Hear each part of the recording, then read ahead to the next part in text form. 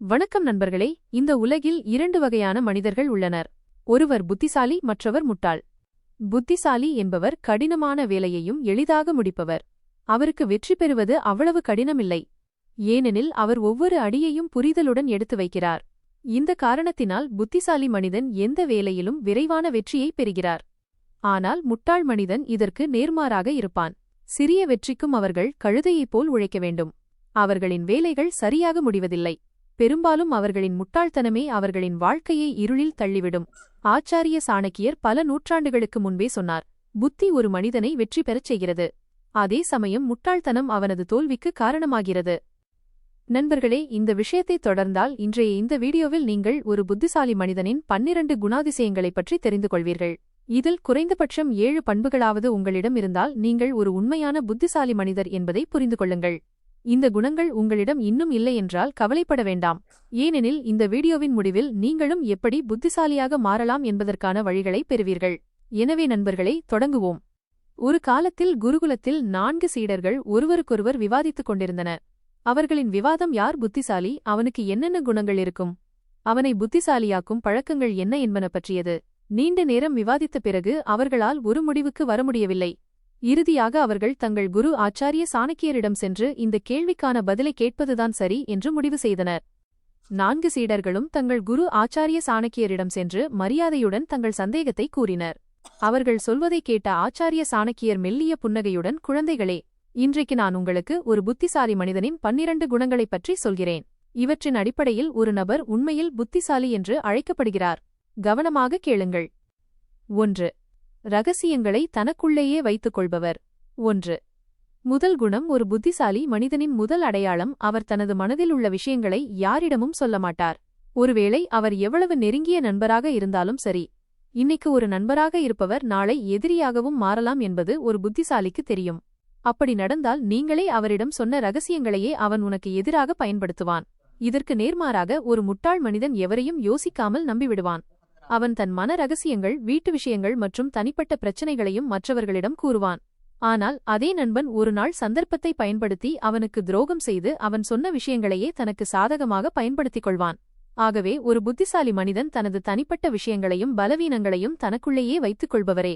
உங்கள் உண்மையான பலவீனங்களை எவ்வளவு குறைவான மக்கள் தெரிந்து கொள்கிறார்களோ பாதுகாப்பாகவும் வலுவாகவும் உங்கள் வாழ்க்கை இருக்கும். இதுவே உண்மையான புத்திசாலித்தனம். 2. வேலை முடியும் முன் சொல்லாதவர். 2வது குணம், ஒரு புத்திசாலி தனது வேலைகளை முடிப்பதற்கு முன் யாரிடமும் சொல்ல மாட்டார். முன்னதாகவே எல்லாரிடமும் சொல்வதால் வேலையின் முக்கியத்துவம் குறைந்துவிடும் என்பது அவருக்கு தெரியும். மேலும் ஒரு எதிரி அதை கேள்விப்பட்டு தனது தந்திரத்தால் அல்லது தலையீட்டால் அந்த வேலையை பாதிக்கலாம். ஒரு புத்திசாலி அமைதியாக திட்டமிடுவார், கடினமாக உழைப்பார். வெற்றிக்குப் பிறகு மட்டுமே அதன் முடிவுகளை மற்றவர்களிடம் காட்டுவார். இதுதான் உண்மையான புத்திசாலித்தனம். இதற்கு நேர்மாறாக ஒரு முட்டாள் வேலை தொடங்குவதற்கு முன்பே தன் முயற்சிகளையும் திட்டங்களையும் எல்லோரிடமும் சொல்வான். இதனால் அதிகம் பாராட்டு கிடைக்கும் என்று அவன் நினைப்பான். ஆனால் இந்த நபர்களே பெரும்பாலும் அவனது வழியில் தடைகளாக மாறிவிடுவார்கள். சீடர்கள் கவனமாக கேட்டுக்கொண்டிருந்தனர்.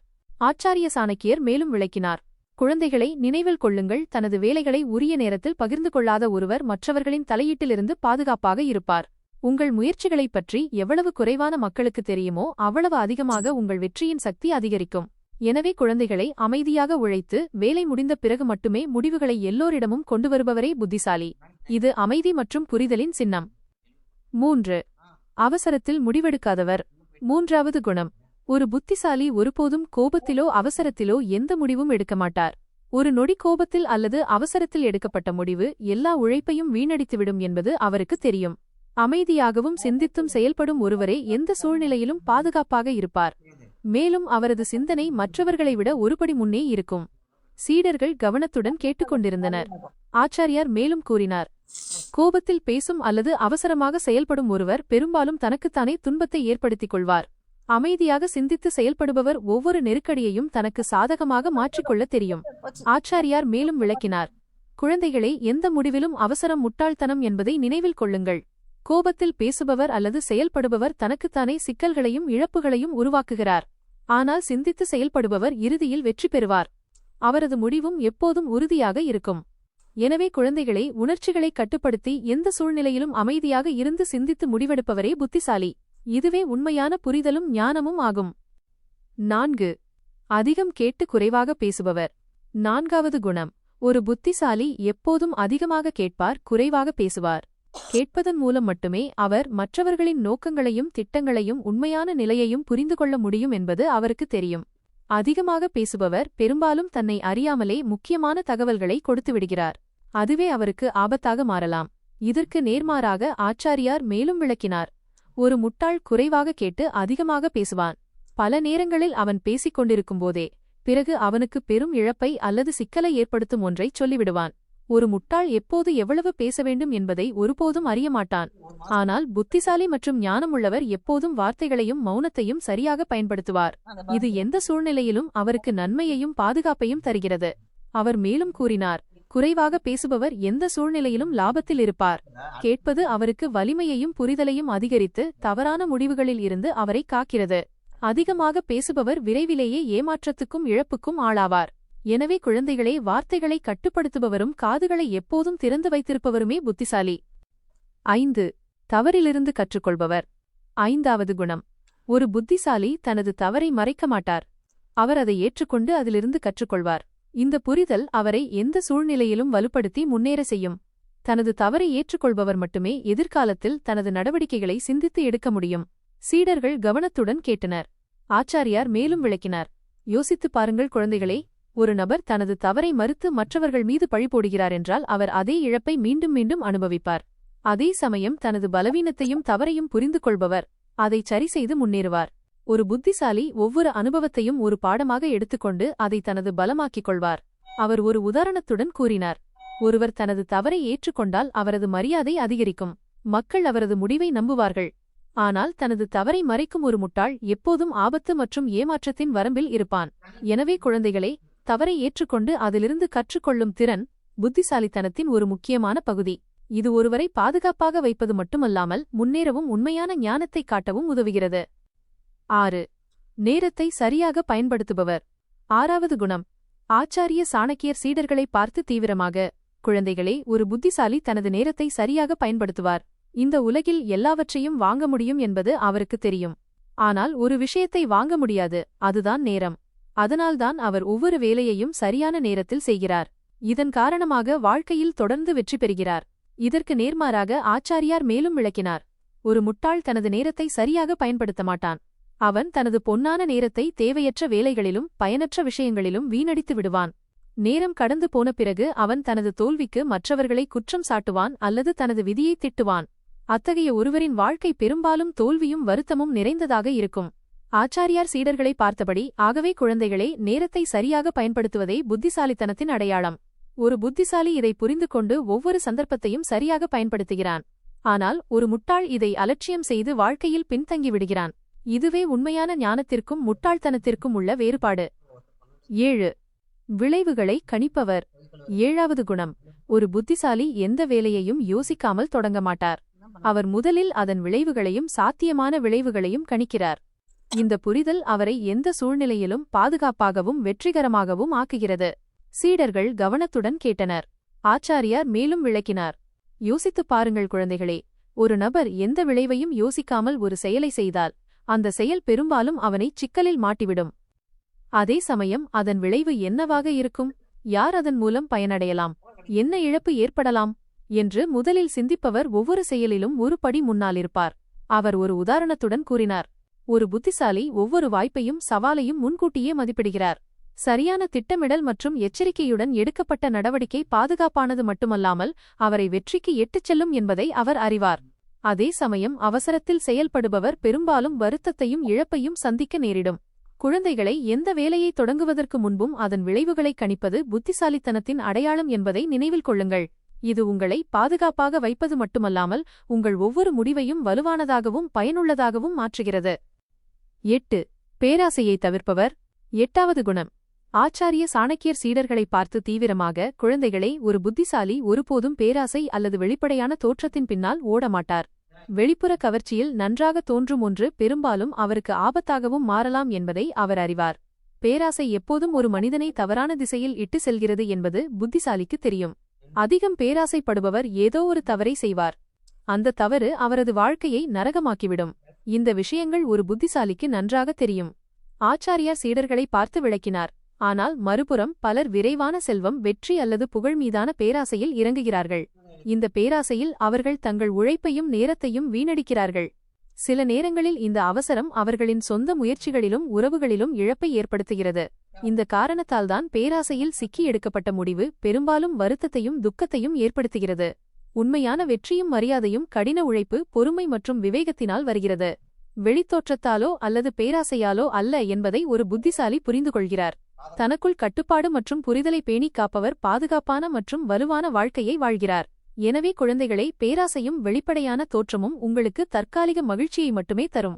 ஆனால் உண்மையான புத்திசாலித்தனத்தையும் மரியாதையையும் உங்களை விட்டு விலக்கிவிடும் என்பதை எப்போதும் நினைவில் கொள்ளுங்கள். 9. எதிராளியின் தந்திரங்களை அறிபவர். 9வது குணம். குழந்தைகளை, ஒரு புத்திசாலி எப்போதும் எதிராளியின் தந்திரங்களையும் நோக்கங்களையும் புரிந்து கொள்வார். மக்கள் பார்ப்பது போல எப்போதும் இருப்பதில்லை. சிரிப்பவர்கள் அனைவரும் உண்மையான நண்பர்களாக இருக்க வேண்டிய அவசியமில்லை. அமைதியாக தோற்றமளிப்பவர்கள் மிகவும் ஆபத்தான எதிரிகளாக மாறலாம். சீடர்கள் கவனத்துடன் கேட்டனர். ஆச்சாரியார் மேலும் விளக்கினார். யோசித்து பாருங்கள் குழந்தைகளை, பல நேரங்களில் ஒரு நபர் வெளிப்புற தோற்றத்தையும் வார்த்தைகளையும் அடிப்படையாக கொண்டு நம்பிவிடுவார். ஆனால் அவர் அலட்சியம் செய்த அதே விஷயங்கள் பின்னர் அவருக்கு எதிராக செயல்படலாம். ஒரு புத்திசாலி ஒவ்வொரு அடியையும் சிந்தித்து எடுத்து வைப்பார். மேலும் எதிராளியின் தந்திரத்தை முன்கூட்டியே புரிந்து கொள்வார். அதனால்தான் அவர் பெரும்பாலும் மற்றவர்களை விட ஒரு படி முன்னால் இருப்பார். அவர் ஒரு உதாரணத்துடன் கூறினார்.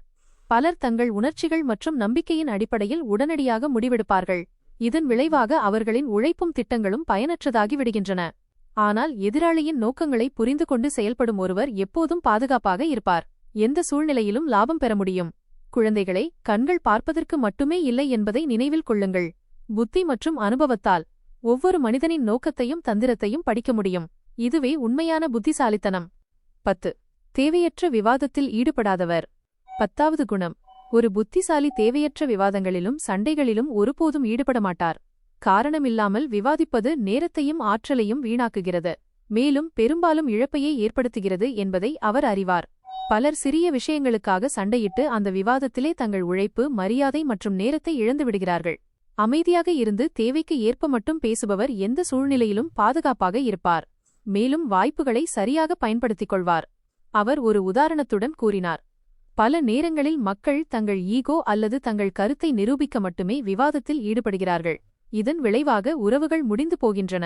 நம்பிக்கை குறைகிறது. சில நேரங்களில் உழைப்பின் பலனும் பயனற்று போகிறது. ஆனால் தனது புத்தி மற்றும் விவேகத்தை பயன்படுத்தும் ஒருவர் தேவையற்ற விவாதங்களை தவிர்த்து தனது ஆற்றலை சரியான திசையில் செலுத்துகிறார். விவாதமும் சண்டையும் தற்காலிக திருப்தியை மட்டுமே தரும். ஆனால் அதன் இழப்பு எப்போதும் நீண்ட காலம் நீடிக்கும் என்பதை நினைவில் கொள்ளுங்கள். 11. தொடர்ந்து கற்றுக்கொள்பவர். 11வது குணம். ஆச்சாரிய சாணக்கியர் சீடர்களை பார்த்து புன்னகையுடன், குழந்தைகளே, ஒரு புத்திசாலி ஒருபோதும் நிற்பதில்லை. அவர் ஒவ்வொரு நாளும் புதியதை கற்றுக்கொள்கிறார். சில நேரங்களில் தனது அனுபவங்களில் இருந்தும், சில நேரங்களில் மற்றவர்களின் பேச்சிலிருந்தும், சில நேரங்களில் புத்தகங்களில் இருந்தும் கற்றுக்கொள்கிறார். இந்த பழக்கமே அவரை ஒவ்வொரு நாளும் மேலும் மேலும் சிறந்தவர் ஆக்குகிறது. சீடர்கள் கவனத்துடன் கேட்டனர். ஆச்சாரியார் மேலும் விளக்கினார். யோசித்துப் பாருங்கள் குழந்தைகளை, கற்றுக்கொள்ளும் பழக்கமில்லாதவர்கள் அதே பழைய தவறுகளை மீண்டும் மீண்டும் செய்கிறார்கள். அதே சமயம் தொடர்ந்து கற்றுக்கொள்பவர் ஒவ்வொரு சூழ்நிலையிலும் ஞானத்தை காட்டுகிறார். அவரது அறிவு நாளுக்கு நாள் அதிகரிக்கிறது. இந்த அறிவைக் கொண்டு அவர் உலகை வெல்கிறார். அவர் ஒரு உதாரணத்துடன் கூறினார். பலர் தங்கள் அனுபவங்களுக்குள்ளேயே நின்று எல்லாவற்றையும் தெரிந்து கொண்டதாக நினைக்கிறார்கள். ஆனால் ஒரு புத்திசாலி கற்றல் ஒருபோதும் முடிவதில்லை என்பதை அறிவார். ஒவ்வொரு நபரும், ஒவ்வொரு நிகழ்வும், ஒவ்வொரு புத்தகமும் அவருக்கு ஒரு ஆசிரியர். இந்த காரணத்தால் அவரது முடிவுகள் துல்லியமாகவும் அவரது நடவடிக்கைகள் பாதுகாப்பாகவும் உள்ளன. அறிவும் கற்றலும் தான் ஒரு மனிதனுக்கு உண்மையான வலிமையையும் வெற்றியையும் தருகிறது என்பதை நினைவில் கொள்ளுங்கள். 12. தோல்வியை ஒப்புக்கொள்ளாதவர். 12வது குணம். குழந்தைகளே, ஒரு புத்திசாலி ஒருபோதும் தோல்வியடைவதில்லை.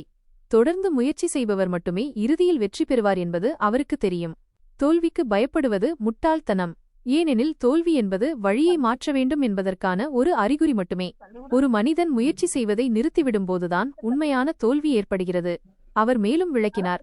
இதற்கு நேர்மாறாக ஒரு வேலையை 1 அல்லது 2 முறை செய்துவிட்டு விடுபவர்கள் வாழ்நாள் முழுவதும் தோல்வியை ஒப்புக்கொள்கிறார்கள். அத்தகையவர்கள் தங்கள் கனவுகளை ஒருபோதும் அடைவதில்லை. அவர்களின் வாழ்க்கை வருத்தத்தால் நிரம்பிவிடுகிறது. ஆனால் ஒரு புத்திசாலி மற்றும் ஞானம் உள்ளவர் இந்த தவறை ஒருபோதும் செய்யமாட்டார். அவர் தோல்வியை ஒரு படியாக கருதி தொடர்ந்து முயற்சி செய்து ஒரு நாள் வெற்றியை அடைவார். ஆச்சாரியார் இறுதியில் ஆழமான குரலில், குழந்தைகளே, ஒருபோதும் தோல்வியை ஒப்புக்கொள்ளாதவர் மட்டுமே உண்மையில் வெற்றி பெறுகிறார். மேலும் தோல்வியை ஒப்புக்கொள்பவர் சண்டையிடாமல் தோற்கிறார் என்பதை நினைவில் கொள்ளுங்கள். எனவே நண்பர்களே, இதுதான் ஒரு புத்திசாலி மனிதனின் 12 அடையாளங்கள். இதில் உங்களுக்கு எந்தெந்த குணங்கள் உள்ளன என்பதை கமெண்டில் சொல்ல மறக்காதீர்கள்.